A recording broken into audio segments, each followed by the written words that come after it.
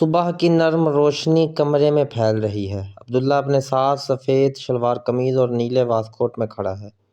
اس کے سر پر سفید ٹوپی ہے اور اس کے ساتھ ننھی فاطمہ ہے، گلابی فراق اور سفید دوپٹہ اوڑھے ہوئے۔ دونوں اپنے ابو کے پاس کھڑے ہیں جو کرسی پر بیٹھے اخبار پڑھ رہے ہیں۔ کمرے میں سکون اور محبت کا ماحول ہے۔ ابو اخبار سے نظر اٹھاتے ہیں اور پیار بھری مسکراہٹ کے ساتھ بچوں کو دیکھتے ہیں۔ کہتے ہیں، عبداللہ، فاطمہ، ہمیشہ سچ بولنا، دوسروں کی مدد کرنا اور اللہ پر بھروسہ رکھنا۔ بچے خاموشی سے سنتے ہیں، دل میں ابو کی نصیحت محفوظ کر لیتے ہیں۔ اسی وقت امی کچن سے آتی ہے، ہاتھ میں خالی ٹوکری ہے۔ وہ مسکراتے ہوئے بچوں کو دیتی ہے، یہ لو، باغ سے پھل لے آؤ۔ عبداللہ اور فاطمہ خوشی خوشی ٹوکری تھام لیتے ہیں۔ دروازے پر پہنچ کر وہ امی ابو کو ہاتھ ہلا کر الوداع کہتے ہیں اور باہر نکل جاتے ہیں۔ سورج کی روشنی اور ان کے چہروں پر خوشی بکھیر رہی ہے۔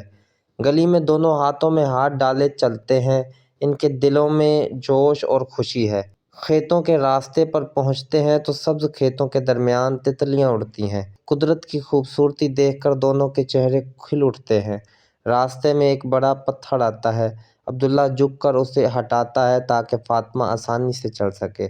فاطمہ بھائی کو حیرت سے دیکھتی ہے اور دل ہی دل میں خوش ہوتی ہے۔ پرانی لکڑی کے گیٹ سے وہ باغ میں داخل ہوتے ہیں۔ اندر درختوں کی قطاریں ان کا استقبال کرتی ہیں۔ فاطمہ خوشی سے درختوں کو دیکھتی ہے۔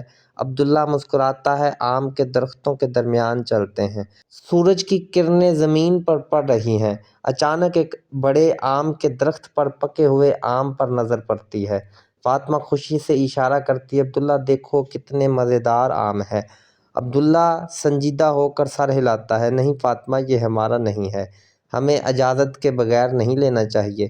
فاطمہ تھوڑی مایوس ہو جاتی ہے۔ اچانک ایک درخت کے پیچھے سے کالا دھواں نکلنا شروع ہوتا ہے۔ ماحول خوفناک ہو جاتا ہے۔ عبداللہ اور فاطمہ حیران ہو کر ادھر ادھر دیکھتے ہیں جیسے کوئی سرگوشی کر رہا ہو۔ فاطمہ ڈر کے مارے عبداللہ کا بازو پکڑ لیتی ہے۔ عبداللہ بہادری سے بہن کو قریب کر لیتا ہے۔